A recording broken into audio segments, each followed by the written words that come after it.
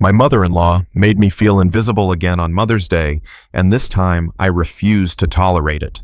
For 7 years, I watched my mother-in-law and her daughters celebrate Mother's Day without me, year after year. This time, I decided I wouldn't let it go any longer. I never imagined that Mother's Day would become a battleground in my marriage.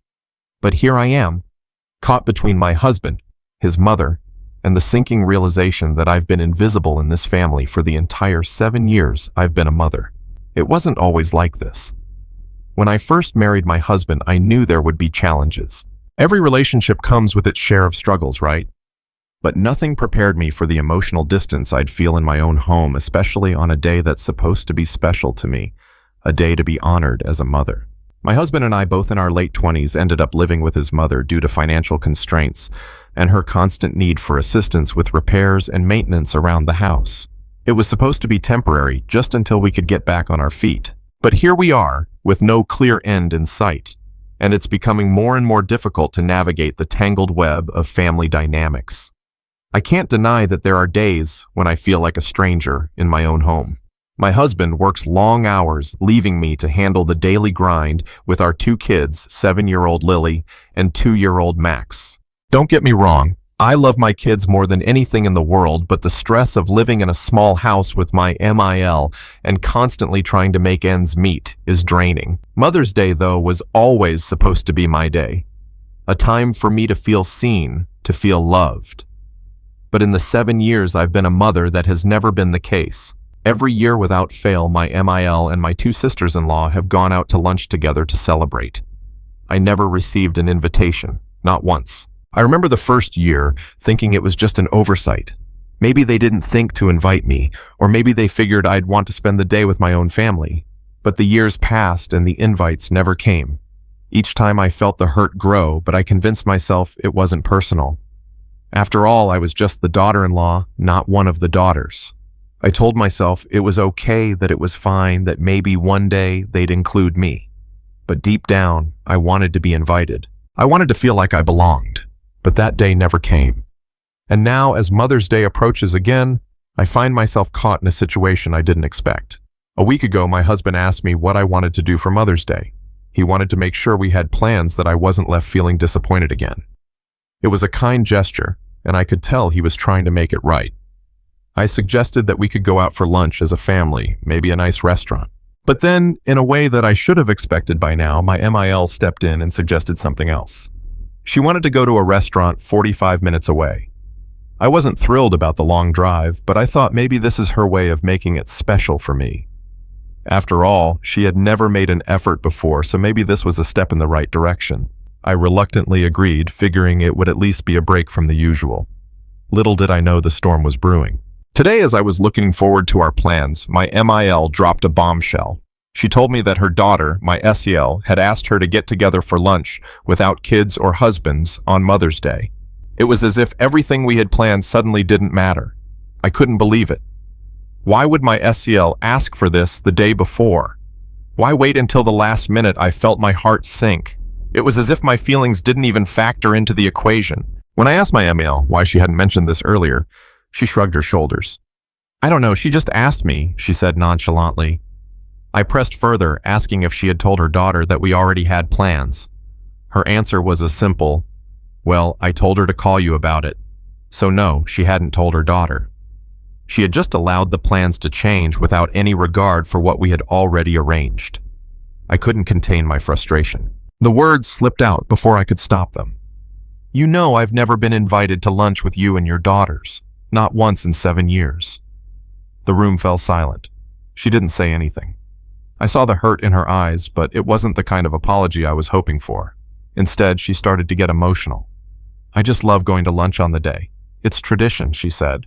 But I could barely hear her words over the sound of my own heartbeat thudding in my ears. Tradition. What about the tradition of treating me like part of the family? What about that? And then, in a quiet voice, I added, "I've always tried to be there for you, even when I didn't have to. I've helped you when you were feeling down, and I've done my best to make sure you felt supported. But when your daughters show up, it's like I don't even exist." She didn't respond. Her face crumpled with emotion, but I didn't feel sympathy. Not anymore. I had tried for years to fit into this family, to be included, to be seen, but now it felt like it was all a facade. As I stood there struggling to hold back tears, I realized something. I didn't want to be a part of their plans this year. Not after everything. Not after years of being overlooked. Not after years of never being invited to share in their traditions. I wanted to be with my husband and my kids. That was where my heart was. I didn't want to play this game anymore. But the worst part was yet to come. My MIL, in her emotional state, tried to rush us into making new plans. Well, if you don't want to join us, then what are we going to do now? We need to figure something out, she said. It was clear that her focus wasn't on me or my feelings. She just didn't want to deal with the disappointment of her daughters not organizing anything. And just like that, the emotional weight of everything I had been holding on to for years came crashing down. How do I handle this? How do I explain to my husband how I feel without making things worse? It feels like I'm walking a tightrope, trying to keep the peace, trying to stay strong for my kids. But inside, I feel like I'm falling apart, strained, like we were walking around each other on eggshells. My heart was heavy with everything that had been said, and I found myself questioning everything I thought I knew about this family. I couldn't shake the feeling that I was once again being pushed to the sidelines, expected to accept whatever they handed me without question or consideration. I had hoped that after our conversation, things might settle down. Maybe my MIL would realize how much her actions had hurt me, how deeply I longed to be included, to feel like I wasn't just an afterthought. But instead, it felt like we were stuck in an endless loop, repeating the same pattern of neglect and emotional distance. I couldn't help but wonder if it would always be this way, me forever trying to fit into a family that never truly saw me. The morning of Mother's Day arrived, and I could already feel the tension in the air. My husband, bless his heart, seemed completely unaware of the storm that was brewing beneath the surface. He was busy getting the kids ready, making sure they looked nice for the day. I didn't blame him. He was just trying to do what was expected of him, trying to please everyone. But in doing so, he had become blind to my growing frustration, my sense of betrayal. As we all piled into the car, heading toward the restaurant that my MIL had insisted on, I couldn't help but feel like I was suffocating. The kids were excited, chattering in the back seat, unaware of the tension hanging over the car like a dark cloud. My husband chatted with his mom, oblivious to the fact that I was slowly withdrawing into myself. It was like I was floating outside of the moment, watching everything unfold, but not truly part of it. When we arrived at the restaurant, it only got worse. Mill was all smiles, greeting the staff, making small talk with everyone around us. But I couldn't bring myself to smile back. I felt like an outsider in a place that was supposed to be special for me, a place where I should have been treated with love and care. Instead, I felt invisible, like I was just a placeholder in someone else's perfect little family gathering. Throughout the meal, I did my best to keep up appearances. I laughed at the right moments, nodded in agreement when necessary, and made small talk with the others at the table. But inside, I was slowly unraveling. Every time my MIL spoke to one of her daughters or made a joke with them, I felt a pang of jealousy. I wanted that. I wanted to be part of that connection, that bond. But it felt like it was always just out of reach. At one point, my husband excused himself to take the kids to the bathroom, leaving me alone with my MIL. It was a rare moment of silence between us, a chance for me to speak my truth. But I didn't know how to start. How do you tell someone who's never made you feel like you belong that you're done trying to fit into their world? Mill broke the silence before I could find the words. You know, I really love having everyone together on Mother's Day, she said, her voice tinged with an almost desperate edge. I'm just so glad we could all be here. I nodded, but my heart was no longer in it. Yeah, it's great, I said quietly. But even as the words left my mouth, I knew they didn't mean anything. They were just empty words, the kind I had gotten so used to saying over the years. She paused, her eyes searching my face, trying to read me. You okay? You've been awfully quiet today. I wanted to scream, to tell her how hurt I was, how I had spent so many years trying to fit into this family, and never once felt like I was truly seen. But instead I swallowed my frustration. I'm fine, I said, forcing a smile that didn't reach my eyes. Just tired, I guess. She didn't seem convinced, but she didn't press further. Instead, she launched into a story about one of her daughters, the kind of story she always shared to bond with her children, to remind them of the moments they had shared together. But I couldn't listen. I was too consumed with my own pain, my own feelings of abandonment. Every word felt like a slap in the face, a reminder that I would never be a part of that bond. By the time the meal ended, I was emotionally exhausted. I had put on the act, I had smiled, and I had pretended to be happy. But inside, I was empty. As we made our way back to the car, my husband noticed the change in me. He could sense the distance, the tension that had grown between us over the course of the meal. "What's going on?" he asked, his voice tinged with concern. "You've barely said anything all day." I could feel the tears welling up, but I fought them back. "Not now. Not in front of everyone."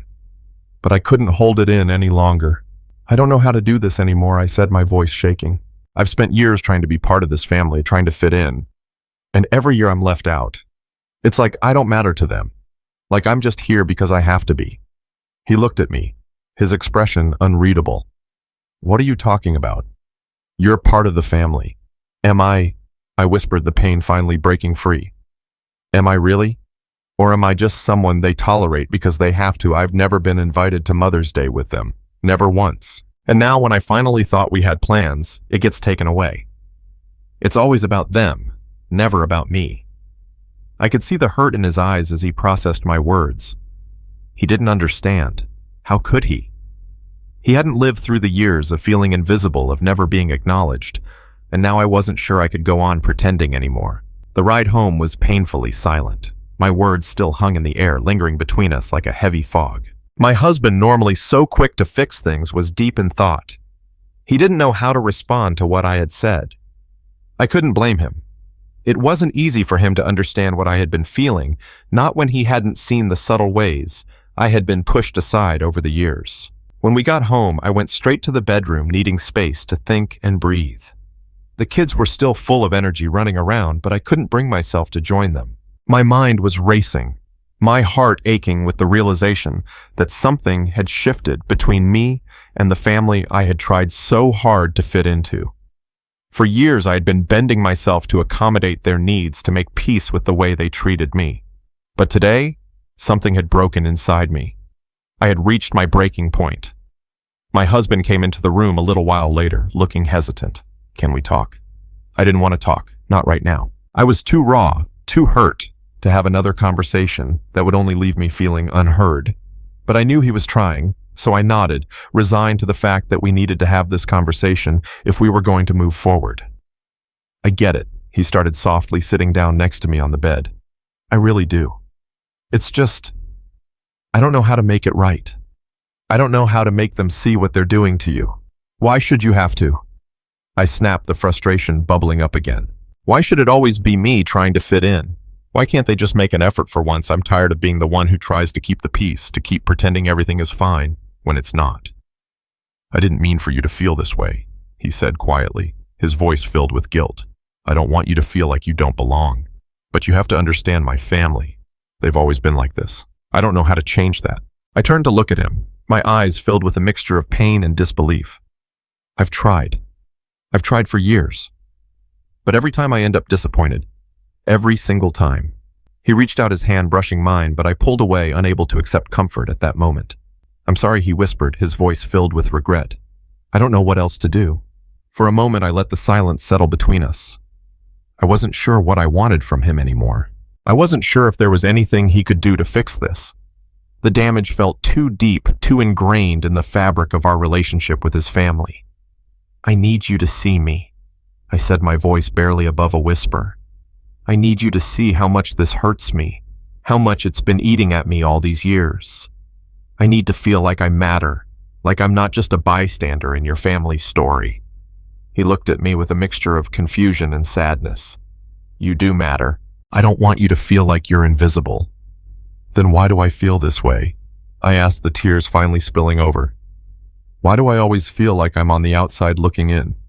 He didn't have an answer, and that was the worst part.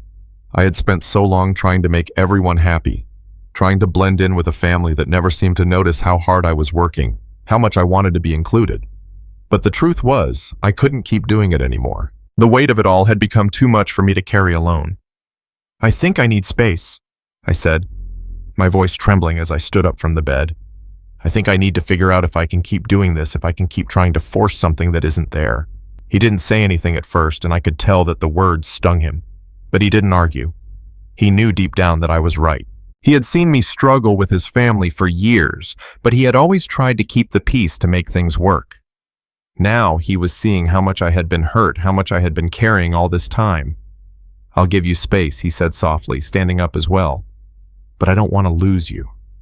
I don't want to lose us either," I replied, my voice barely above a whisper. "But I don't know if I can keep pretending everything is okay when it's not." The conversation ended there, and I retreated into myself once more. I wasn't sure where we went from here. My heart was torn between wanting to be understood and wanting to protect myself from further hurt. But deep down, I knew that something had to change. I couldn't continue to live in a situation where my needs were constantly ignored, where I was constantly overlooked in favor of everyone else. As the day wore on, I found myself grappling with the emotions that had come rushing to the surface.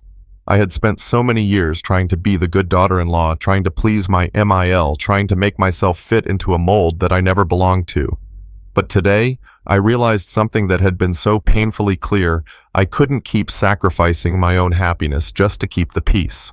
And as the evening drew near, I found myself at a crossroads. I wasn't sure where this would go, whether my husband and I would find a way to heal, or if I would have to take a step back for my own well-being. But I knew one thing for sure. I couldn't keep living in the shadow of a family that didn't see me, didn't appreciate me. I needed more. I needed to feel like I mattered. The next few days passed in a haze of uncertainty. I went through the motions of daily life, but everything felt off. My husband was doing his best to be supportive, but the tension between us was palpable. I knew he felt torn, caught between his loyalty to his family and his desire to make me feel valued. But I also knew that the root of the issue wasn't just his family, it was me too.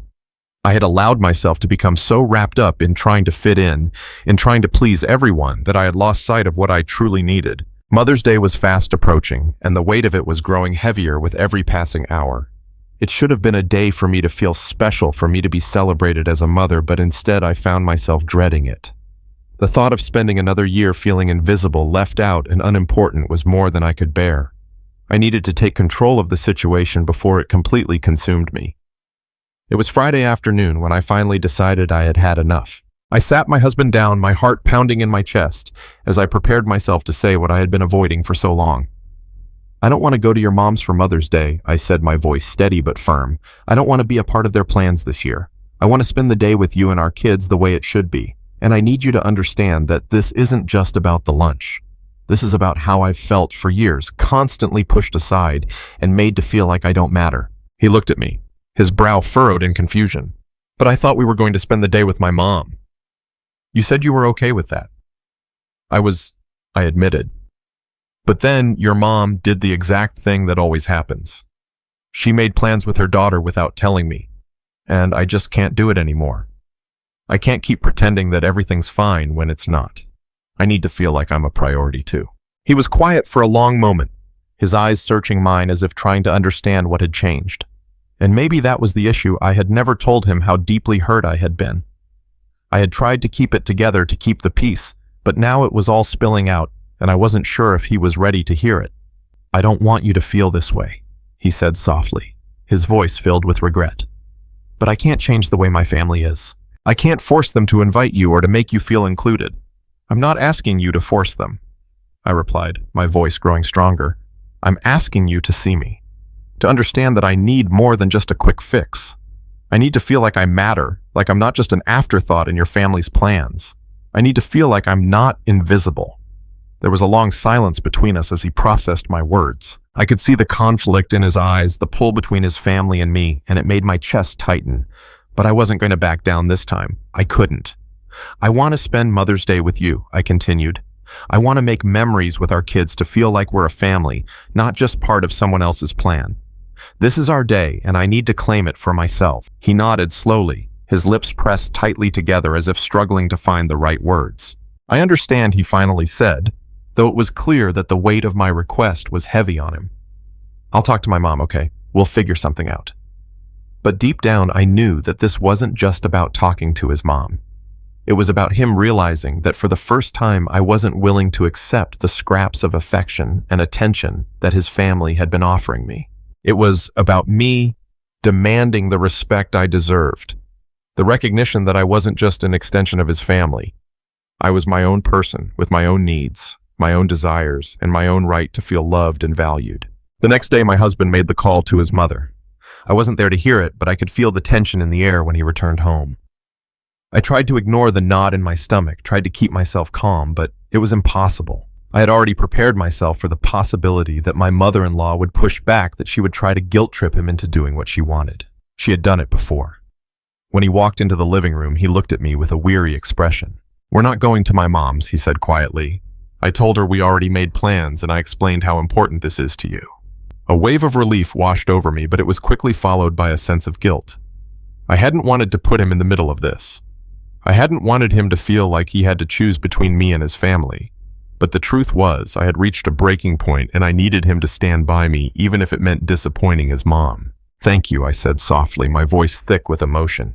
"I know it wasn't easy for you, but I really needed you to hear me."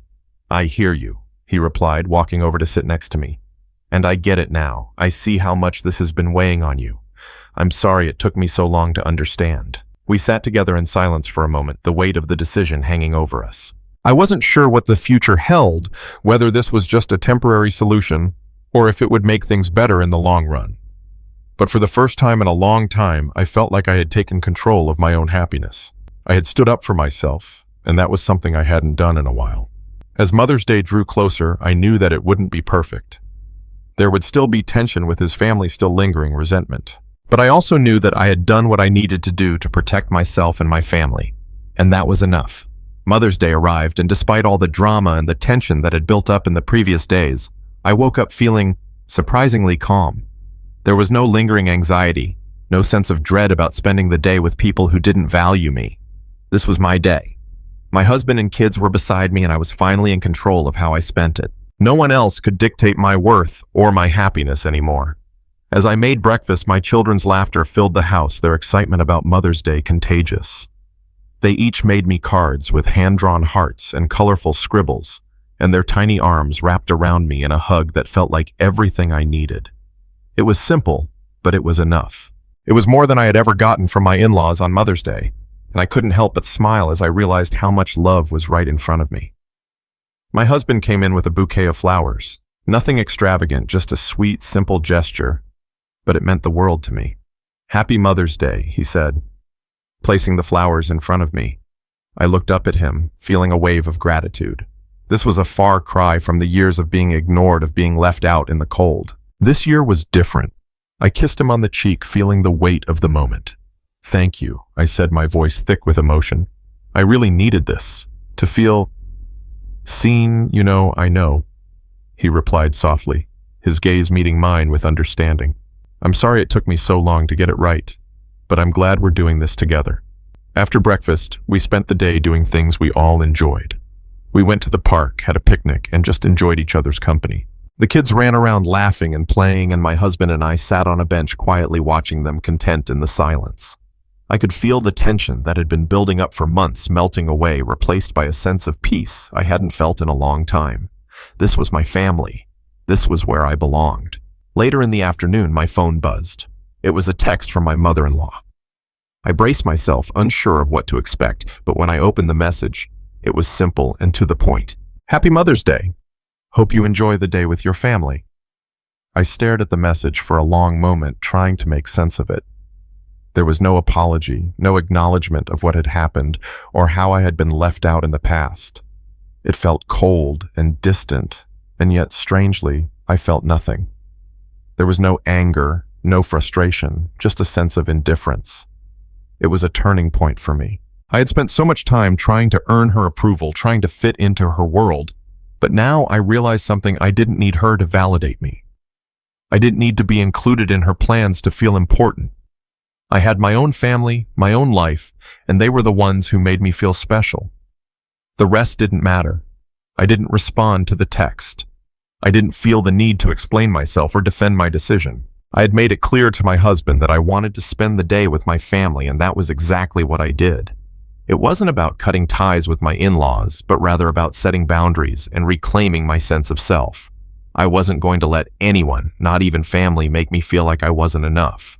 The evening came and we sat down for dinner as a family. We talked about everything and nothing: how the kids were doing in school, what our plans were for the upcoming summer, how my husband was doing at work.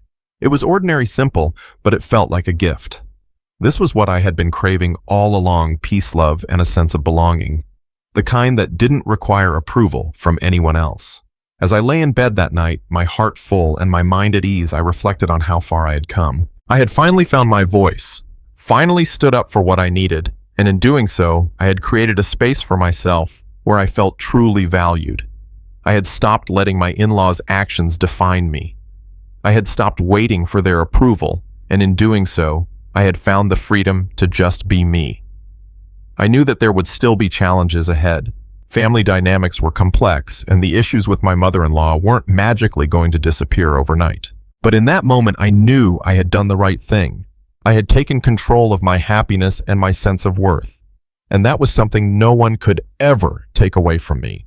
If you enjoyed this story, don't forget to hit that like button and subscribe to Reddit Jury for more emotional and thought-provoking content. We'd love to hear your thoughts. Drop a comment below and share how you would handle situations like this. Your feedback means a lot to us, and it helps us create more stories that resonate with you. Thanks for watching.